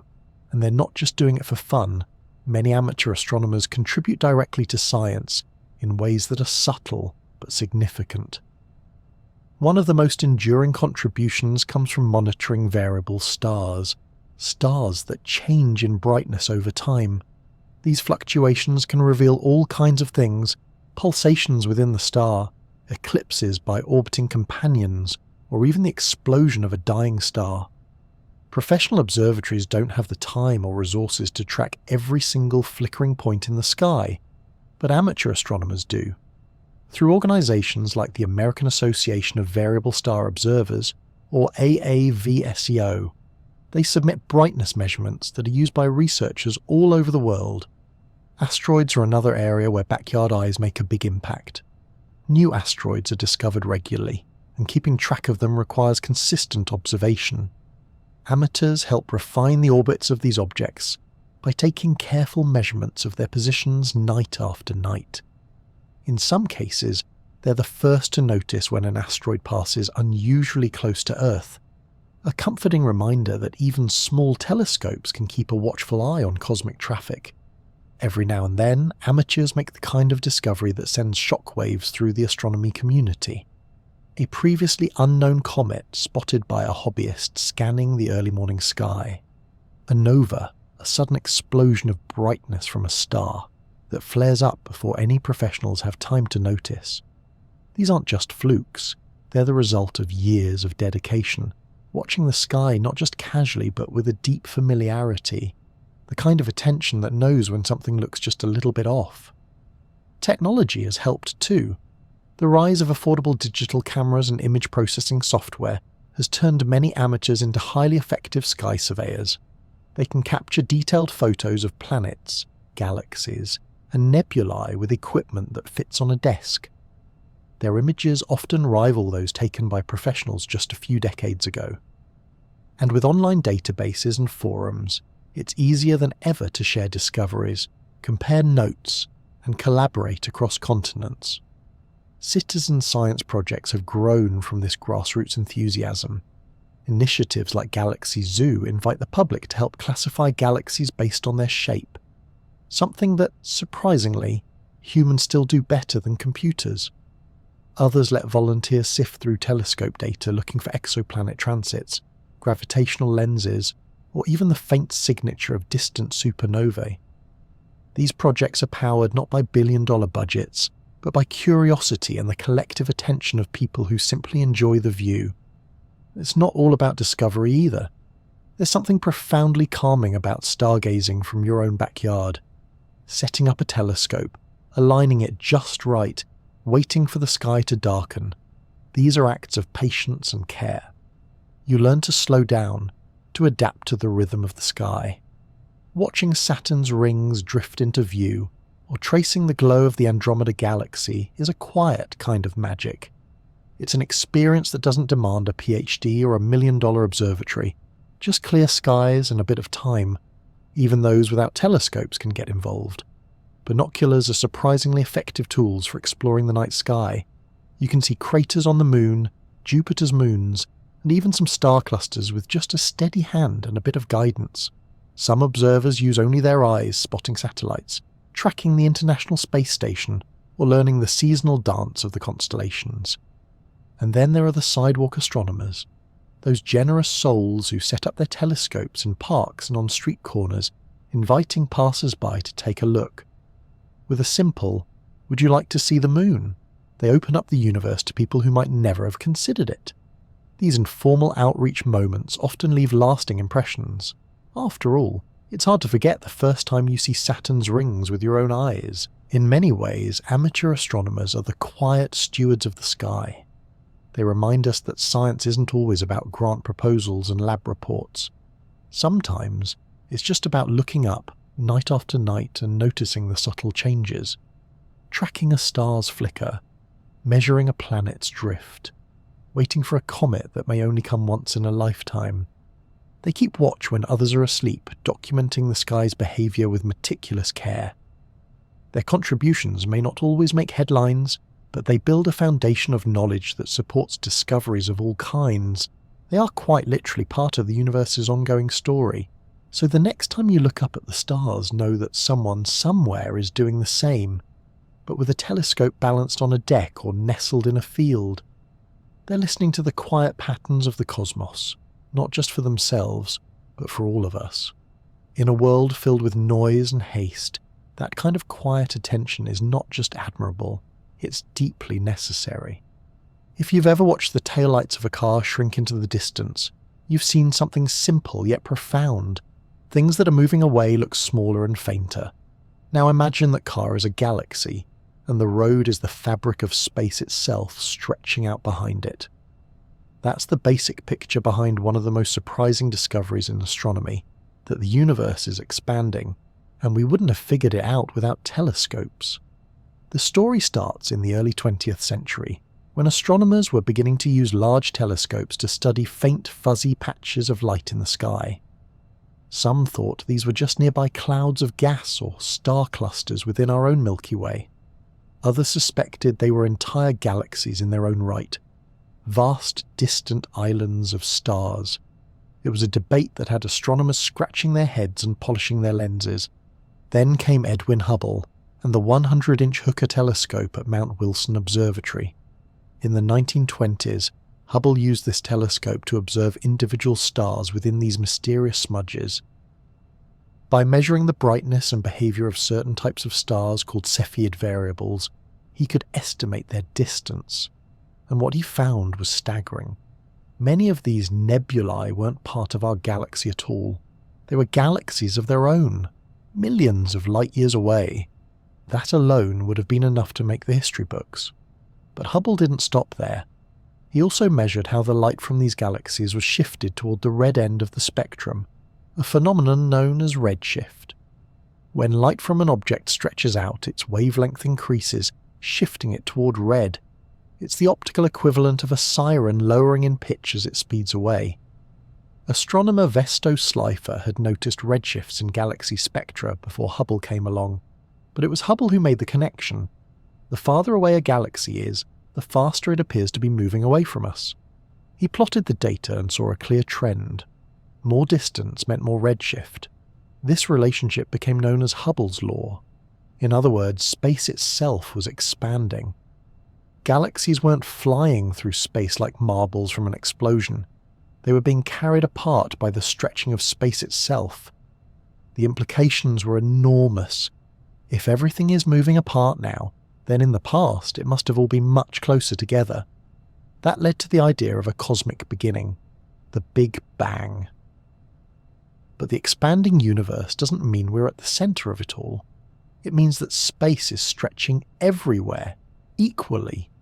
No matter where you stand, on Earth, in another galaxy, or on an imaginary planet orbiting a lonely star in deep space, you'd see other galaxies moving away from you.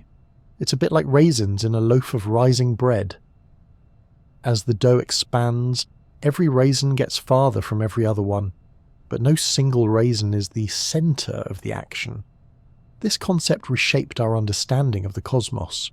Telescopes were no longer just tools for mapping stars, they were time machines, revealing a universe that wasn't static or eternal, but changing, evolving, growing. And it wasn't just about galaxies getting farther apart, something deeper was at play. As astronomers studied more galaxies and measured their redshifts, they discovered something curious. Not only was the universe expanding, but the rate of expansion appeared to be accelerating. That was completely unexpected. Gravity, you'd think, should be slowing everything down, pulling galaxies back toward one another. Instead, they were speeding up, as if being pushed by some invisible force. That mysterious force was eventually given a name: dark energy. We don't yet know exactly what it is, but it seems to make up roughly 70% of the universe, and we only noticed it because of careful telescope measurements, tracking the behaviour of distant supernovae, exploding stars whose brightness tells us how far away they are, and how fast the universe was expanding when their light began its journey. All of this pointed to something fascinating. The universe had a beginning, it's expanding, and it may go on expanding forever. But what about the very start? What happened at time zero? To answer that, scientists turned their attention to the leftover light from the Big Bang itself. In the 1960s, two radio astronomers, Arno Penzias and Robert Wilson, were working with a large antenna in New Jersey when they stumbled upon a strange, persistent noise. No matter where they pointed the instrument, they heard the same faint hiss. At first, they thought it might be interference from a nearby city, or maybe pigeons nesting in the antenna.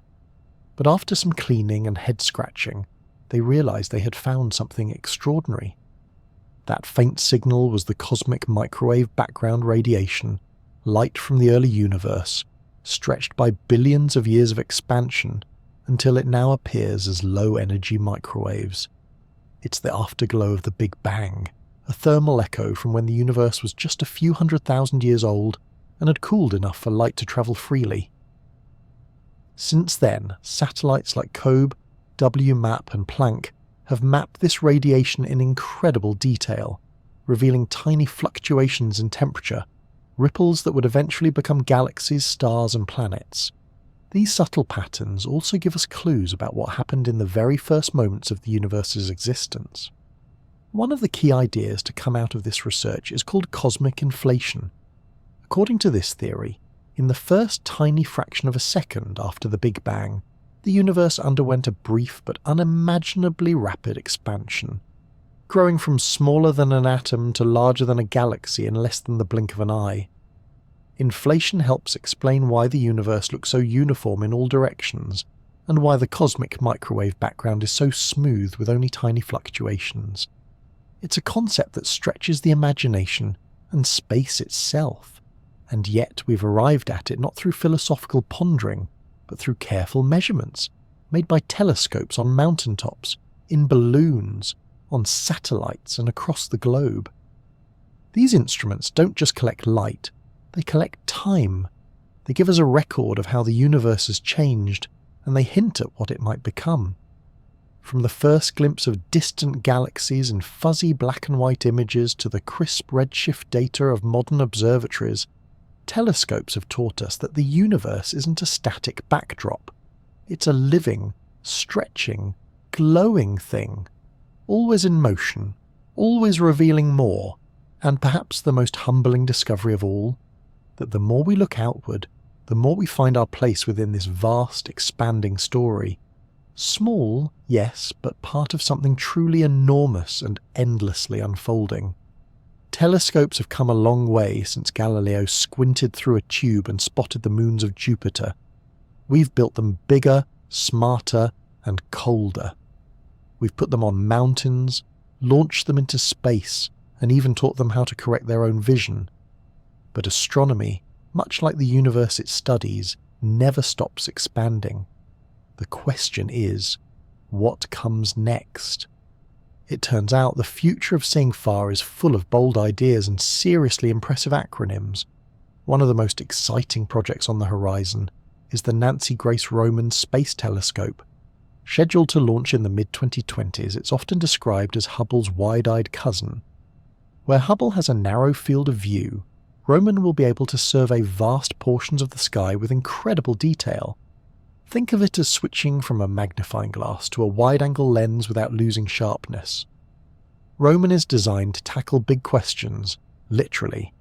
It will help map the structure of the universe, hunt for exoplanets, using a technique called gravitational microlensing, and probe the mysterious nature of dark energy, the force that seems to be accelerating cosmic expansion.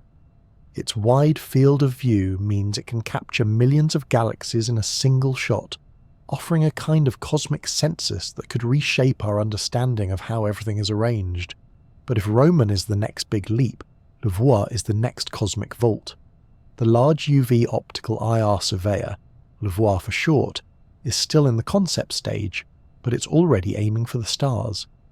Picture a telescope even larger than the James Webb, with a mirror up to 50 feet across. That would make it the largest space telescope ever imagined. LUVOIR would be capable of directly imaging Earth-like exoplanets and analysing their atmospheres for signs of life, oxygen, water vapour, maybe even something a little more exotic. What makes LUVOIR especially ambitious is its potential to do many things at once. It would be a Swiss Army knife of space telescopes, able to switch from studying the birth of galaxies to peeking at a star system just a few dozen light years away. If it's built, and it's a very big if, Le Voir could be the telescope that finally helps answer the age-old question, are we alone? But building a telescope that large comes with some tricky engineering problems. For one, it would probably need to be assembled in space, possibly by robotic arms, or even astronauts aboard a future space station. That's not something we've ever done on this scale before, but the idea is becoming less science fiction and more blueprint with every passing year. Meanwhile, other projects are reaching even further, into both space and quantum physics. One area of intense interest is quantum-enhanced imaging. Quantum sensors could detect photons more precisely, reduce noise in faint signals, and even allow for imaging objects that are traditionally considered invisible. These ideas are still very much in the experimental stage, but they hint at a future where we're not just using bigger mirrors, but smarter physics. There's also growing interest in building observatories far from Earth, not just in orbit, but on the Moon. The Moon's far side is one of the quietest radio environments in the solar system, shielded from Earth's constant chatter. It could be an ideal spot for a low-frequency radio telescope, one that could listen to signals from the cosmic dark ages, the period before the first stars lit up the universe. A telescope on the Moon could also be more stable than one floating in space. No atmosphere, no weather, and almost no tectonic activity means instruments could remain motionless for years or decades. Of course, there's the small matter of getting there and building it, but the Artemis program and private spaceflight are making lunar infrastructure feel a bit more plausible than it did just a decade ago. Then there's the idea of placing telescopes in truly deep space, well beyond Earth orbit, beyond the Moon, maybe even at stable gravitational points like Lagrange points 4 and 5. Some proposals imagine sending telescopes far enough away that they could use the Sun itself as a gravitational lens. That's right, using the Sun's gravity to bend and magnify light from distant objects, just as Einstein's theory predicted. It's a bold idea that could, in theory, allow us to image the surface of an exoplanet in another solar system. Naturally, these projects come with enormous logistical and financial challenges. The farther we send our telescopes, the harder they are to maintain. We can't exactly send a repair crew 1 billion miles out to tighten a bolt. But the payoff could be extraordinary. Images and data so detailed that they make today's deep field pictures look like Polaroids. As we look to the future, there's also a shift in how we think about telescopes, not just as tools for astronomers, but as collaborative instruments that anyone can learn from. More and more data is being made public. Citizen science projects are flourishing, and artificial intelligence is helping sift through vast amounts of information. The future of telescopes may not just belong to scientists in lab coats, but to curious minds around the world, connected by the web and driven by wonder. One thing is clear, we are far from finished. Every time we build a better telescope, we end up with new questions. Every new image reveals things we didn't expect to see, and every glimpse of the distant universe reminds us just how much is left to explore. So how far is too far? That's not a question astronomy is ready to answer. As long as there are stars forming, galaxies colliding, and light travelling across the cosmic sea, we'll keep finding ways to follow it. Whether from a cold crater on the Moon, a distant satellite in deep space, or a smart little telescope in someone's backyard, the eyes of humanity are getting sharper, and as long as there are photons making their ancient journey through the dark, we'll be here, building mirrors, stretching wavelengths and pointing our instruments upward, always looking, always listening, always wondering what waits just a little bit further away. As we come to the end of this long starlit journey, it's worth taking a quiet moment to reflect, not just on what telescopes have shown us, but on what they represent. These aren't just instruments of glass and metal perched on mountaintops or floating through the dark. They are extensions of our longing to know. They are the eyes we built when our own vision fell short. Gentle watchers of the sky, patiently collecting stories written in starlight. Every telescope, no matter how small, is a symbol of curiosity, of the soft, persistent question we've been asking for millennia. What's out there? And not just what, but how, why, and perhaps, most quietly, what does it mean for us? These instruments don't answer all our questions, far from it, but they illuminate the path forward. Each new discovery becomes the next stepping stone. And just as important as the technology is the patience behind it. Telescopes are patient creatures. They wait for the skies to clear, for a planet to pass in front of a star, for a photon that has travelled billions of years to reach a mirror polished with care. In a world often shaped by speed and noise, astronomy asks us to slow down, to breathe, and to look a little longer. The universe moves at its own pace, so must we, if we wish to see it clearly. Perspective, too, is part of what makes telescopes so quietly powerful. They remind us that we are small, but not insignificant, that our world, warm and full of colour, orbits an average star in an average corner of one galaxy among billions. But that smallness is not a flaw. It's a feature of the story we're in. A telescope shows us the vastness not to diminish us, but to invite us into it, to let us marvel, to feel that odd, wonderful combination of humility and connection that only a truly star-filled sky can offer.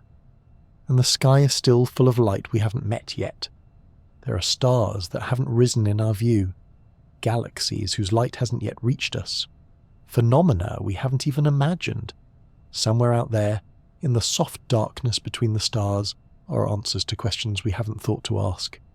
Every photon we catch is a message in a bottle, floating across cosmic oceans, waiting for someone, maybe even you, to open it. Even now, while you rest, a telescope is watching. Somewhere a dish is listening. A mirror is capturing ancient light, and someone is looking upward with wonder. The universe doesn't sleep, but it dreams. And through our telescopes, we get to share in those dreams. It's comforting, isn't it? To know that we've built quiet machines whose only job is to gaze upward, to be still, to notice. They don't rush, they don't judge, they just wait for light and welcome it in. And maybe, in our own way, we're doing the same. As you lie there, drifting towards sleep, maybe your thoughts are wandering too, toward moons and nebulas, toward distant galaxies and the idea that somewhere out there someone else might be wondering too, that maybe all of us in our own ways are watching the sky. Thank you for spending this time here tonight. If you found a little peace, a little wonder, or even just a little space to breathe, I'm grateful. If you enjoyed this journey and haven't already, I'd gently ask you to leave a like, or subscribe to this channel. It helps more sleepy explorers find their way here. And if you're still awake, I'd love to know, where are you listening from tonight? What time is it where you are? Whether it's the early hours before dawn or the quiet lull after sunset, I hope you found some stillness here, some comfort in the stars, some joy in the knowing that the sky above us is not just beautiful, but alive with stories. We'll never see it all, but we keep watching. And that, in its own quiet way, is enough.